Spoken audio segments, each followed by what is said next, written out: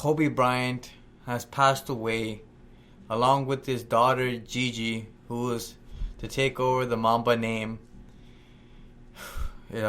Just a tragic event. I was on the road driving, and then I just heard on the radio, Kobe Bryant, sports basketball star and legend, has passed away. And just hearing that, I was like, there's no way this can't be true. This must be like an April Fool's joke.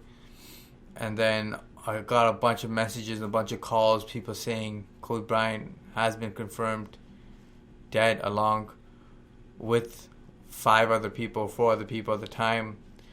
And as more and more reports came through, it was confirmed that it was at least 7 other people, along with his daughter was one of them. And they were just heading off to a game, and it was just tragic to hear that, because as much as I hated to I love to beat Kobe Bryant as a Raptor fan and as a Spurs fan. He was always in the way, and he had his greatest accomplishments against the Raptors, 81 points. He took down the Spurs time and time again, and he was just an outstanding competitor. But I just love to see him play. His work ethic, his motivation is one of the biggest things that I loved about Kobe Bryant. And he just brought it all every night. He was relentless. He had a crazy tolerance for pain. And he came through after injury, and he played his heart out, scored with the best of them against the toughest defenders, and just played the game the right way. And there was just this one line that I was just watching tons of Kobe Bryant videos from everybody's responses.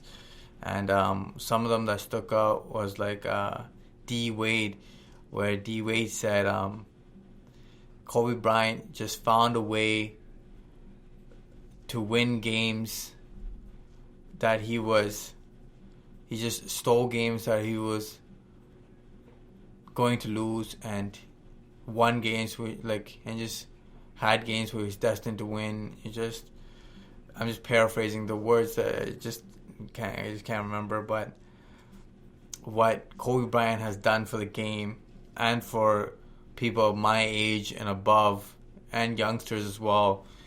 This is like my generation, and it's just where Kobe Bryant inspired people to pick up the basketball and get on the court.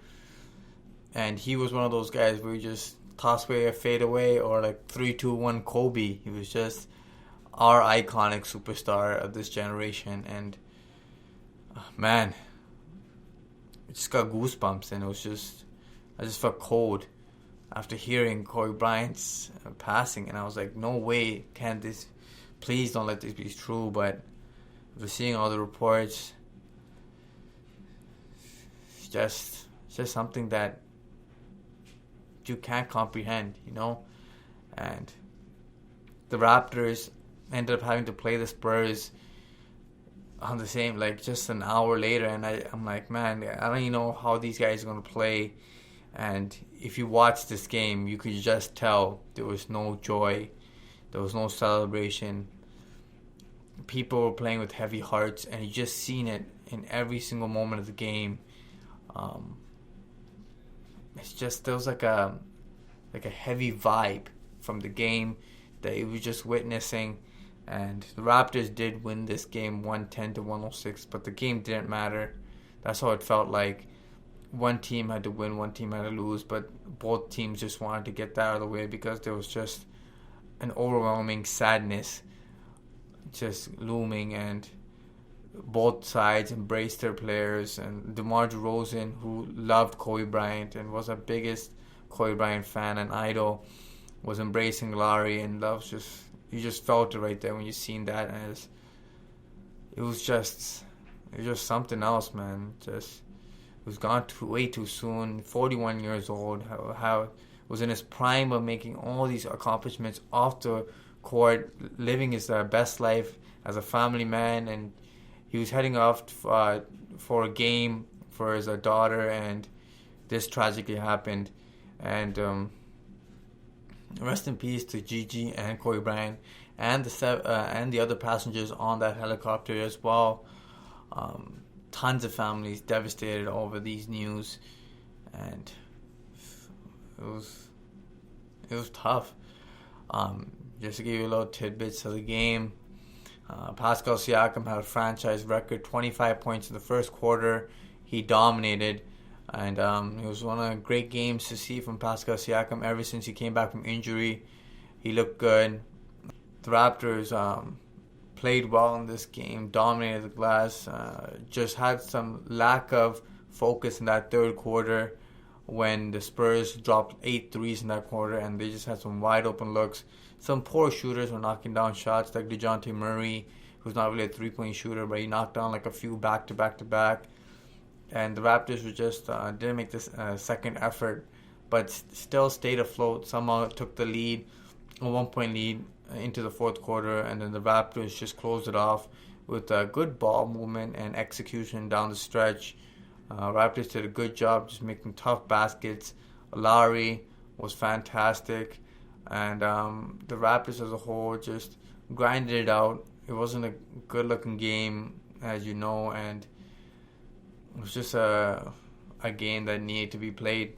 That's all I gotta say. Some other things to note in this game is Raptors shot 53s, just way too many threes, and the Spurs were getting dominated on the inside early on, but the Spurs made a concerted effort to just force everything to the perimeter, and the Raptors were happy doing that, which allowed the Spurs to get back in the game.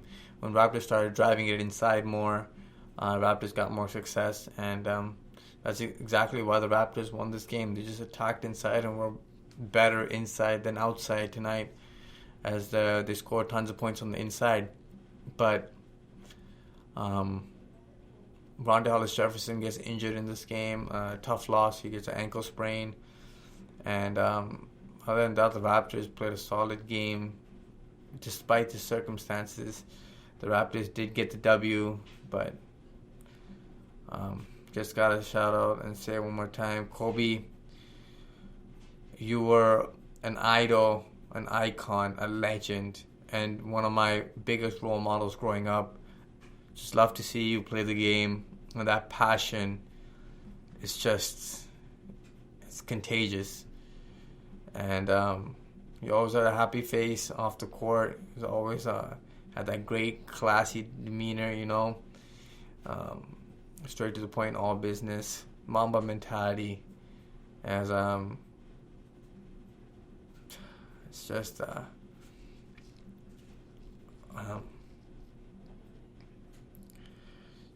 rest in peace to you and your daughter.